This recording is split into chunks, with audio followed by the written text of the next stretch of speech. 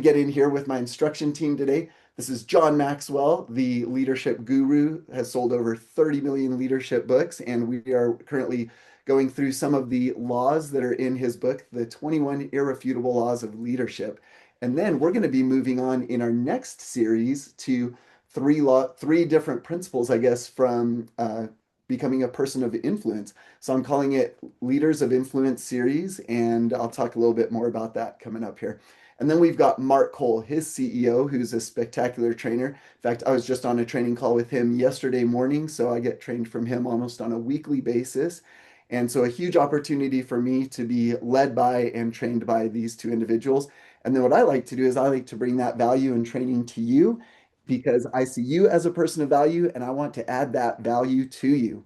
Now, one of the best ways that you can take advantage of this is to make sure that you take action. And that little acronym is one that John Maxwell taught me, which is what's something that you can apply from today, change from what we learned, and teach to someone else. So I always like to say, pick two out of those three when we're done today, either something you're going to apply or change, and then make sure that you teach something.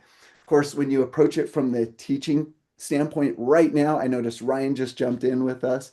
So good to see you, Ryan. As you participate in this today, if you think about this from that teacher standpoint, it's what Stephen Covey teaches us, that paradigm shift of becoming a passive participant to more of an active participant. And we're able to just learn in a different way and codify that information differently. So, who will you teach? What can you teach? Let's get going today. Let's see where we've been with the previous two laws. So for those who weren't able to join us, or if you were, then this can be a helpful review for you. What we looked at first was the law of the lid. And the simple principle is this, that you have a leadership lid due to your current capabilities. And so that's as far as your organization or your business can go. So real life example of this, I jumped on what we call a chemistry call or a discovery call with two individuals yesterday. They're a couple and they have two businesses that go around the automotive industry. And thankfully, their businesses, as they've been growing those, have grown so well that they have now hit their personal capacity and capabilities. They know the business is just going to continue to grow, but they're not quite sure how to grow that business. And so that's where they're looking for help now from a business coach to help them know how to grow their capabilities to be able to do that. And so they've hit their lid when it comes to that, and they realize they need someone to help them lift their lid so they can keep going. So we can be effective in what we do. I like to use teachers for this one. Often we have teachers who know the material, they're subject matter experts, but they're not really that great when it comes to maybe the student side of things and really leading. And so their effectiveness is diminished because they know the subject, but they don't really know their people. And so what we've got to do is we've got to make sure that we can own both of those spaces. And that really helps us to grow our lid so that we have greater effectiveness. The next law that we looked at, oh, I'm trying to advance the wrong slides here. The next law that we looked at, this is a picture from the whiteboard last week, was the law of influence. So leadership is influence, nothing more, nothing less. You can codify that different ways, but in the end, what we're trying to get is the results. And so we've got to have the right influence to be able to do that. And three questions that people are always asking when it comes to influence and allowing you and giving you permission to actually lead them is number one, do you care about me? So when they feel that, and we've got that personal side of things, the next one that they're wondering is, can you help me? Are you competent? So do we have that warmth and do we have that competence to be able to do it? That comes from the work of Vanessa Van Edwards, her work on charisma, which then she's got a place in this quadrant, or what we would call that trust, or then they're going to ask, um, oh, can I trust you? Right. And that's the respect that we're going to start to get right there. So that's where we've been is how do we increase our lid? What is the lid? Defining it. How do I increase it? One of the ways that you can increase your lid is actually by improving here, helping people feel that and know that you care about them, helping them know and experience the competence that you have. That's one of the things that I want to help with you today. And then, can I trust you? So as we get rolling and we are building on that, here's where we're going to go. We're going to define what it really means to have influence. So I'm going to switch this from behind me now. We're going to go over here to John Maxwell. He's going to define for us uh, Big Mo, right? The law of momentum and what that looks like. And then we're going to talk about ways that we can increase our momentum to be able to have greater impact and results in our business and in our lives. So here's what we're going to do. We're going to make sure I share that sound, and we're going to come right over here. Somebody feel free to jump in and let me know if we're having any technical difficulties on your side of things. Let's roll. We're going to now talk about law number 3, but before I mention it, you know, as you're at the Lunch and Learn, we all need a best friend. And if you're a leader, trust me, the best friend that you're ever going to have is who I call Big Mo. That stands for momentum. And the law of the Big Mo basically says momentum is a leader's best friend. We're going to talk about why that is. Because you need momentum in your life. I need momentum in my life. Let's go back to a statement I shared with you in law number 1. Everything rises and falls on leadership. You see, that rising part of leadership is a result of momentum. Because when you have momentum, it is a lifter. It's a positive exaggerator. It's an encourager. It creates an environment for you and for your team to do your very best in. Momentum tremendously adds value to the leader's life. Now, not only does everything rise on leadership, but if the leadership is bad, to be honest with you, everything falls on leadership, which means now there is no momentum. And when you lack momentum, or things are going in a negative way, this lack of momentum just becomes a negative exaggerator in your leadership life and on the life of your team. So what I want you to understand about momentum is very simple. The better leader you are, the more momentum you create. You see, who's going to create the momentum? The leader is. Why? Because the leader is the one who sets the pace. The leader is the one who creates the environment that becomes conducive for your team to succeed. When I wrote the 21 Irrefutable Laws of Leadership, I wrote those laws to help you get better. And what happens when you get better, obviously, the people around you also get better. And one of the results is that you create momentum in your life. Now, when you create momentum in your life, you're going to discover that problems are solved much easier and quicker than without momentum. That's just an absolute fact. In fact, I learned a long time ago, managers try to fix problems and leaders try to create momentum. Let me just share with you how that works. A train going down a track 55 miles an hour, if there was a 5-foot thick concrete steel reinforced wall in front of that train, because it has momentum, would hit that barrier and smash it and just keep right on going down the track. Now, what happened? It was momentum that allowed the train to get through that big, almost insurmountable wall. Momentum allowed it to happen. I know that to be true because that same train, without moving, stopped dead on that track without any momentum at all. If you put a 1-inch block in front of the driving wheels of that train, it can't even get started. Same train, same track. What's the difference? With momentum, a 5-foot thick concrete steel reinforced wall cannot stop you, and without momentum, to be honest with you, a 1-inch block can keep you from going. So when people tell me that they have big problems, the question I have is, do you have big momentum? Because it takes big momentum to get through big problems. And if you don't have any momentum at all, a 1-inch problem in your leadership life will keep you from moving forward. The second reason that I love momentum in this incredible law and want to make sure that you understand it is because it'll just attract better people to you. Let's go back to the hand illustration. I used it in law of the lid, number 1, and I'm going to use it now in the law of momentum. Let's go back to the fact that this is my leadership lid, this is how well I lead, and I'm an average leader, so I'm a 5. Not only will my company under the law of the lid be a 4, 3, 2, or 1, but the people I attract to me will be less than what I am.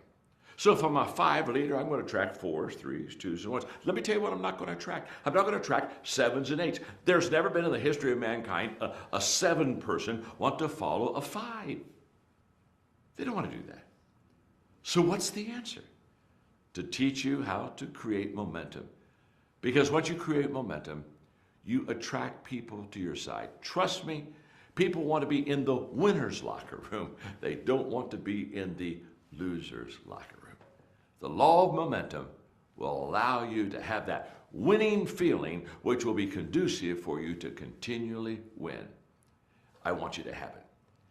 And again, now, my friend, the man that I owe so much to because how he helps me, Mark Cole, is going to come and he's going to help you apply that law of momentum to your life so that your organization can be like a winning locker room. Thank you, John. All right. Now, before we jump into that, I am curious. Anybody, I'll come over here. Anybody have an observation? Feel free to mic up and let us know anything from what John said before we jump into Mark with the application.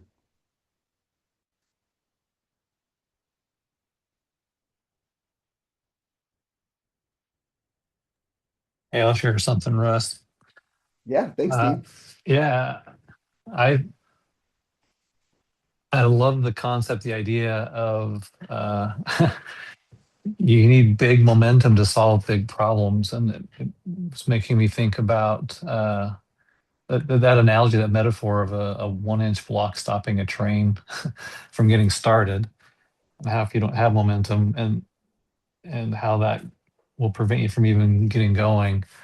Uh, I've seen that in my own experience with leadership. I'm in a leadership role in my organization as well, and I I hear that. I'm going to use that remember that as a metaphor to remember.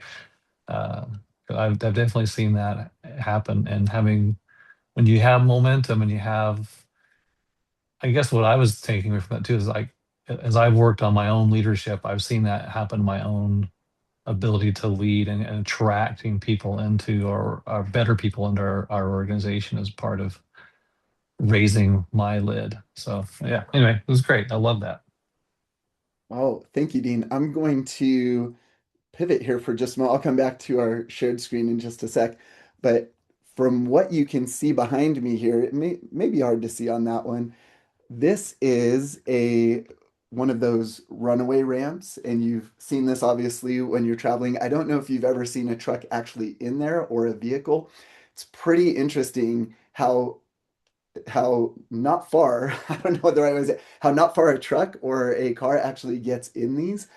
Because just like it doesn't take much to stop that train from going, like you were pointing out, Dean, it really doesn't take much to like kill the momentum either in a couple of ways. One, we get stuck in the gravel. We'll talk more about that as we jump into the Covey/Eisenhower matrix of working. So we'll keep that gravel analogy in mind, some of the stuff that slows us down, as well as entropy, right? Like if the energy doesn't just keep going, then entropy sets in and we start slowing. So we've got to keep that energy going and we've got to start. It's the start that stops most people. We know that. And then once we get started, then what are the most effective ways that we can create and generate that momentum rather than allow momentum takers like these truck ramps that have a lot of gravel that just suck us in and just like quicksand kind of bind us down. So thank you for that observation, Dean. Anybody else have an observation from what John shared before we jump into the application? So this is Brandon. One of the things that was interesting to me is I feel like I have momentum going in the business and in my job, but it's not big momentum. And so you just kind of hit on this. What I look forward to or I'm trying to figure out is how do I start growing that momentum that I have to get it bigger and bigger to where you can get past all these big issues. Oh, so good. Okay. Well, Brandon, let's start hitting that. And then I want to get to the application part because I've got two tools, one that I think will really help on that one, and the other one will be maybe more informative, but the other more applicable on that. Thank you. And anyone else? All right, we're just going to jump right back in then. Let's see what Mark's got for us to help us apply this. I greatly appreciate those kind words. But I remember the challenge John gave to me when he started his company. He had bought his intellectual property back that had been in decline with another company. And he looked at me and he looked at our team and he said, your ability to turn the momentum around is the acid test of your leadership. I've heard John say it often. The acid test of your leadership is to turn around momentum. And so we began a journey of determining what is it that's going to take a momentum that's in decline and increase that and make the momentum available to John that would add fuel to his vision. Well, today we stand here. He's sold 28 million books. We have leaders in every country of the world. In fact, we have executive directors, facilitators, training in over 150 countries. The momentum is high. The U-turn ability of a leader is something that I want to challenge you today. I want to ask you, where is your momentum? What are you doing to impact your momentum? In fact, in just a moment, the facilitator is going to come back and they're going to challenge you with two questions. The first question is, what is the status of your momentum? On a scale of 1 to 10. You see, I believe that every leader needs to know where the momentum is in their organization. I also believe every leader needs to know, is your momentum increasing or decreasing? If you look over the last 3 months, is your momentum on the rise or is it in decline? The second question I'm going to ask you is, what is the one thing you need to focus on to change the momentum in your organization? You're going to have to identify your momentum makers. Who are your momentum takers? Who are the people that's helping you and who are the people that's hurting you? John's just taught us you cannot accomplish the vision. The vision may be great, the team may be great, but without the law of the mo, it will be like that train trying to get started. Momentum is a difference maker. Now I'm getting ready to turn you over for the final time to our facilitator. This John Maxwell team executive director has been trained by John. They've sat under John. We've mentored them, and they are empowered to take you not only to answer these two questions and the questions you've already answered, but they're able to take you to the next depth of application that will make a difference in your momentum. All right, that's me. I'm I going to want to take you to thank the you next steps. so So much. let's go here. All right, now I'm dropping 3 links in the chat for us right now. And that way I don't miss anything as we're going forward. The first link that you've got right there is going to take you to this document, which when you download that, it's going to be 15 pages that we'll continue to build on in future trainings. We've done it in the past with our previous, and then we're going to just keep coming back to it. So this is a great field guide for our 5 levels of leadership.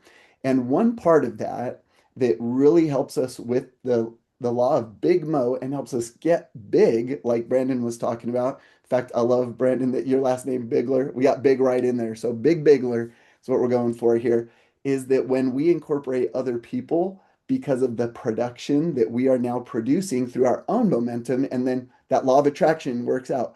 It attracts the attention, and then it gets the attraction that comes from these other people that are like, I want that momentum that Brandon has going on, that Jeff, Nate, Chelsea, Angelina, Leslie, Philip, all my names that I'm seeing up here. Everybody's getting this momentum, and then we want to be a part of that. And they jump on that train, and now that train's going even faster because, more mass, more volume, and we're just moving. So this is going to be one of the resources that you've got. Another that I'm going to refer to in just a moment is a 7 habits pre-assessment. So this is what you take just before you do a 7 habits course through the Covey Institute. However, Franklin Covey, however, on this one, what we're going to do is we're going to use page 5 to help us understand how we are utilizing our time with the Covey quadrants to be able to do it. So I'm going to leave those there. And then the third link is the link to the next session. So you could be registered. It's going to be 2 weeks out because next week I'm going to get some big momentum with my family as we go towards the Redwoods. We're going to have some fun out there. So I won't be able to be with you. I'll come back though with a lot of good momentum, being rejuvenated, ready to jump in Thursday. And those next 3, I'm going to keep them at 4 p.m. Again, if you can't come in from 4 to 4:30 on those Thursdays, from the 18th following, then just register. I'll get you the replay and the resources just like we're doing today for everybody. Well, let's do this, Brandon and Dean and everybody else. Let's come on over here and I'm going to, let's see, spotlight myself for everybody just to make sure that we get this. So, Brandon, tell me a little bit about how familiar you are, first of all, with the Covey quadrants or the Eisenhower matrix. Give me, yeah, Yeah, what do so you got? I would say I'm not too familiar with it. I've been through some different leadership courses and stuff, but I'm not familiar with their quadrants. Okay. Well, let me do some quick defining.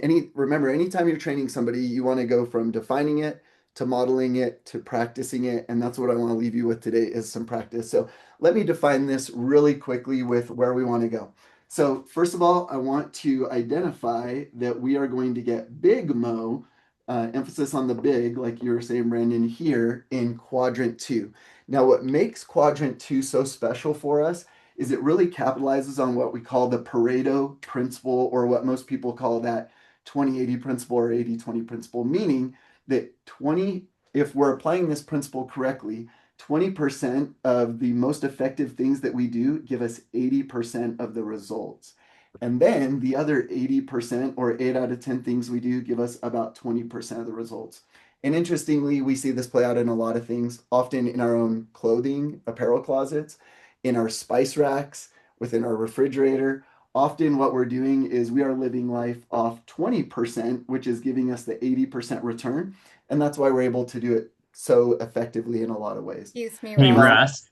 Yes. Russ, you're reversed, so we're seeing the level Oh, 3 good. production back behind you, and I can see it in the small window off to the right, You but I know can't what? see what you're writing. Yep. Thank you. You guys are awesome. Thanks for jumping in there. Now, is that better now? That Yes. Yes, thank you.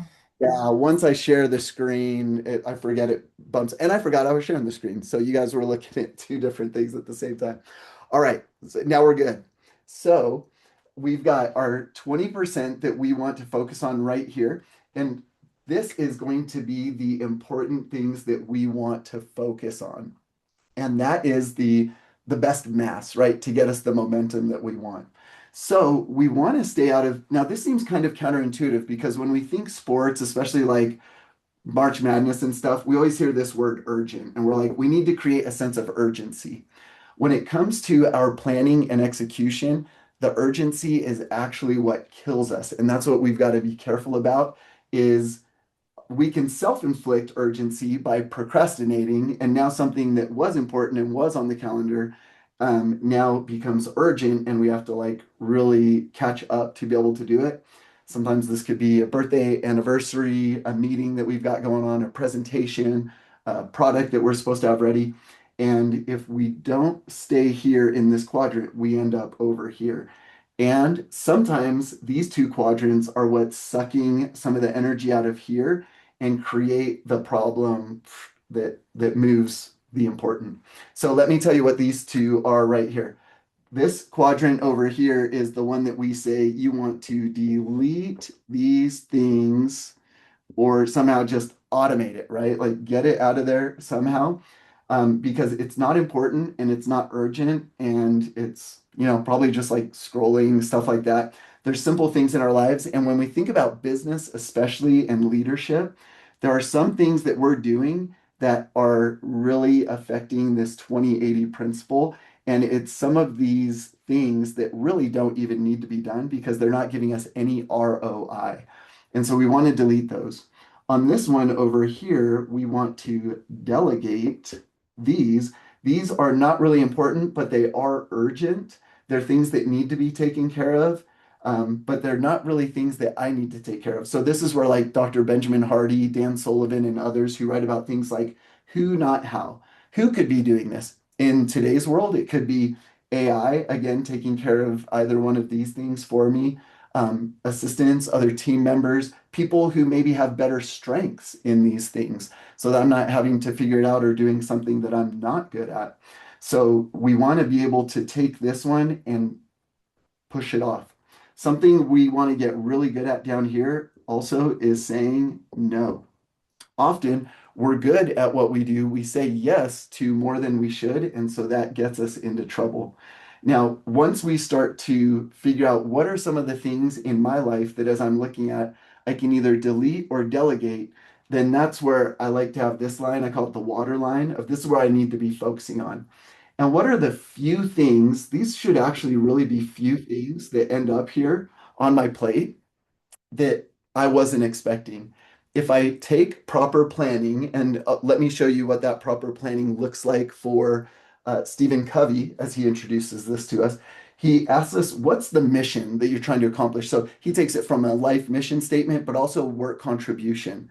So if you sit down and you say, what's the contribution that I'm really trying to make to my business right now, whether as an employee or as an entrepreneur, then that mission, what are the roles that I play within that? So I'll take my life, and this is what I do every single week, at least starting 3 weeks ago as I started implementing this, is first I'm going to take care of myself as that role, husband and father role, professional role in my business, and then church and community role is this last one. So those are the four roles that I'm looking at each week. And then what are the goals that I want to accomplish? Those are my big rocks. Those goals right here coming up are what I want to focus on. And that's what I want to do is I want to look a week out to be able to do it. So the exercise, and I'll drop a video in the resources as well with Stephen Covey teaching this one, is the principle of taking that week ahead of time and really popping in your big rocks. And once you've got the big rocks in there, then on the daily basis, you're able to come in and execute. And my counsel for you as we move forward is as you look at that next day, don't do it the morning of because that'll catch you flat footed or even on your heels sometimes and cause some extra stress for you. But before you close out your work day, the day before, make sure you've looked forward to that day. So tomorrow, I know I've got multiple coaching clients that I'm going to be meeting with individually. So I've checked in with them a week ago, and now I'm going to check in with them before the close of business today to make sure that they're still ready to go tomorrow so that I don't surprise them and I don't lose time waiting for them and they're not showing up. And what that allows us to do is it allows both them and myself to make sure that that stays important without it becoming urgent, and we're able to get the biggest ROI on that one. So here is what I'm going to leave you with. Again, um, through those uh, links that I left for you. Sorry, I got a little I got a little sidetracked here. Angelina, I saw your note here. Are you not seeing the whiteboard still, or is the No, I'm whiteboard seeing, and that initiative? was from before. Oh, okay. Thank you. All right. So what I'm going to leave you with is, and let me show you this with a shared screen as we log out today, and then ask you what was most valuable for you as we get going. So the first one is our level 3 production. To take a look at that one, and as you're taking a look at that, in fact, let me get myself in here. Oh, okay. Yep, looks like I am. Then what you're doing is you're able to assess how you're doing this with your team. And so we do want to see how you can help them rather than hinder them moving forward on this one. We want to eliminate all the gravel, which that's those little things. The further we move in the matrix that I was showing you towards quadrant 4, the more gravel we get. So we got to be careful about that one. And in the report that you are going to get when you do that 7 habits pre-assessment on page 5, this is what you are going to have is uh, um, the data. And so on mine, I had 25% where I was going. So I was like, wow, I really need to change some things. That's why 3 weeks ago I got back to my weekly planning. I was really good on daily planning, but my weekly planning is what was suffering. And so now that I'm back to weekly planning, it's looking much better. The benchmark, I don't care about. You don't need to care about. That's just anecdotal. But what I want you to have is the empirical evidence of your own report. So pages 1 and 2 are going to look like this, help you through the habits, 3, 4.